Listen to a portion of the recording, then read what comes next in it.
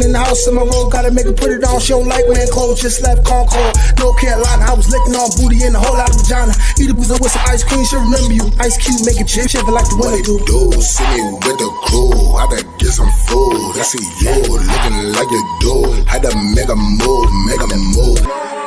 Started. Please don't get me started. Started. Please don't get me. What's up, y'all? It's your boy, Nate Almighty, aka the Global Dark Skin Ambassador, repping Baldhead to the fullest. I got another Rikers Island story for y'all. You know, I decided to give the people another one while I'm out taking a walk. So let's get to it.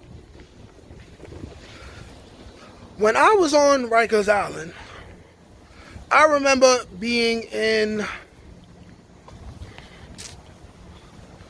I want to say, I think I was in one main. No, not one main. One lower. There was a guy, he came into the house. He stayed out the way, he wasn't one of the toughest dudes. He wasn't one of those, riff-raff type of dudes.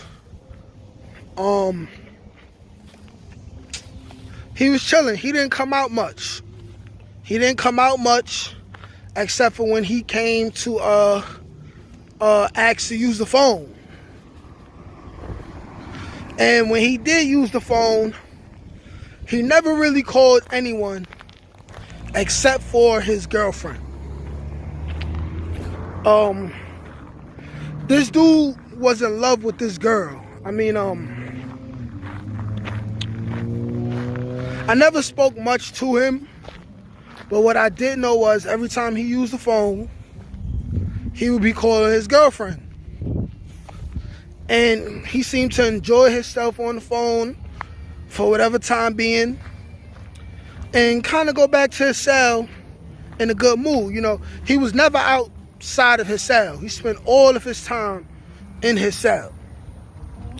Now, initially, because I went to court with this guy, he had a robbery or something like that, and he was under the impression that he would be going home soon, based on whatever was going on. I had maybe 2 court days with him. I had one when he first got to the island, and I had another one around 3 months.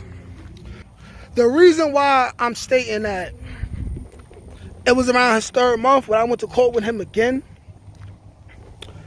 was because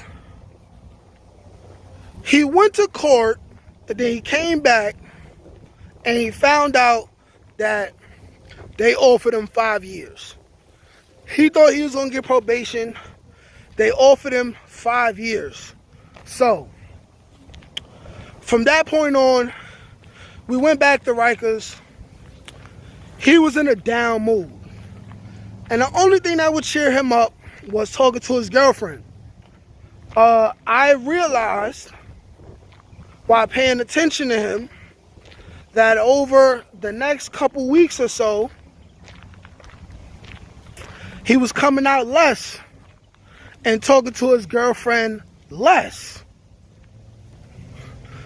So, me being the guy who I was just interested in knowing why he wasn't coming out to use the phone at least.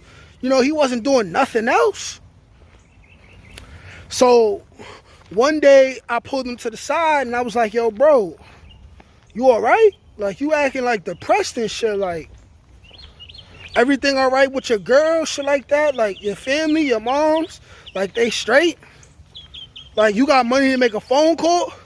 I was that type of guy where even if I had to be a bully sometimes, if I seen a guy that wasn't doing as good as me and I felt like maybe he needed to call his family, I will arrange for him to be able to call his family without, him having to be harassed by the guys who had the house. You know, so he tells me that his girlfriend told him that she couldn't do a bid with him and that she had to break up with him. I'm like, damn, how long y'all been together? He said they've been together for 2 years. You know, me, I already had lost the girl that I was in love with months before that. You know what I'm saying? I had my phase where I was down for like 2 weeks.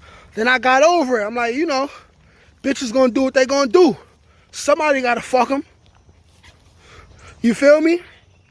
But then this guy told me that not only was his girl breaking up with him, that she was pregnant.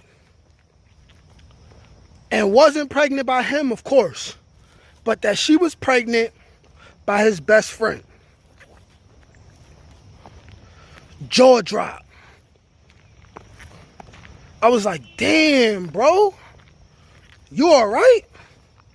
That's fucked up, my nigga. Like, when you get home, you need to kick that nigga ass. But, you know, I remember him just being real sad. Like, he was like, you know what? Fuck it. I don't even care no more. I ain't about to fight over her. It's not even worth it. None of this shit is worth it no more. And then I seen him ask the CO to open his cell, and then he went in his cell. Shortly after, while everybody was in the day room, some niggas playing cards, you know, a couple niggas arm wrestling, a couple niggas playing TV, we have what you call SPAs. Now, SPA is somebody who, they walk up and down the hall and they look in everyone's cell to make sure everyone is all right. So his cell was all the way in the back. So it took a while for the SPA to get back there. And then all you hear is, CO, come quick, come quick, come quick. This nigga found a way to tie his sheet to the light thing on the ceiling, and he was trying to hang himself. Like he was trying to hang himself, like, on guard. But luckily, they buzzed the cell open, the SPA went in, untied him, and saved him, saved his life. They took him out of there and they sent him to the mental health unit. And that was the last time I seen that dude. Moral of the story is, for all you niggas that haven't been to jail before, or you been to jail before and you think it's sweet, you go to jail, you're gonna lose your bitch. You're gonna lose your girl. And I'm gonna explain it to you like this. Here's the time frame. If your chick was already creeping, you got about 90 days before it's over, player. I don't care how big you think your dick is, how good you think you can have sex, how lit you think you are in the street. If she was already creeping, she already had a wandering eye, you got 90 days, player. Now, if she wanted to be good to you, you got about 6 months. 6 months where she may not talk to any other dude, may not have sex with nobody. But after 6 months, she gonna start having a wandering eye. You gonna lose your bitch. Don't think you gonna go to jail and you gonna have a chick just hold you down and she's supposed to keep her legs closed. That's ridiculous. You're dumb if you think that. You're stupid. You're stupid. And let me tell you what it is. Usually, she gonna go fuck the dude who she was with before you, or some dude that you know that was fake on her bumper but really got on her bumper once you got locked up because he knew it was his time to shine. And he crept in trying to be the friend and all of that to her and shit. You feel me? Could be one of your boys, could be your enemy. Be prepared for it if you want to be in the streets and you want to go to jail, because that's exactly how it's going to be. Now, I'll tell you, not every girl is just shysty like that. You got to understand that women have needs. You know what I'm saying? They need to get held. They need to get touched. They need to be loved on. They need to be caressed. They need to be kissed on the forehead and told that everything's going to be all right.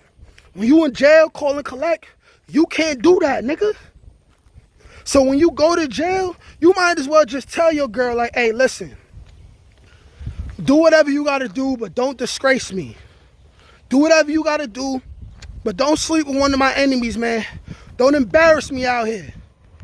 If you want to do that, then just don't ever talk to me again. Because here's the thing.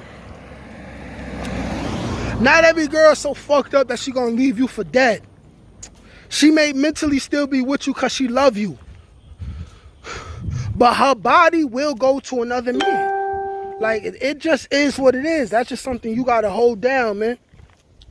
Like, so there I was in Rikers Island. I literally ran to the back of the hall and seen this kid hanging from the ceiling. That's the type of shit you don't never forget. That's the type of shit that stay in your mind forever, man. Moral of the story, don't go to jail. It's not really worth it, man. In this day and age, there's a lot of different ways to make money. Most people going to jail is beefing over girls in the first place, but acting like it's about something else. But they shooting at each other and shit. You know, be smart. And if you still gonna play the streets, understand that your woman is not gonna be with you forever.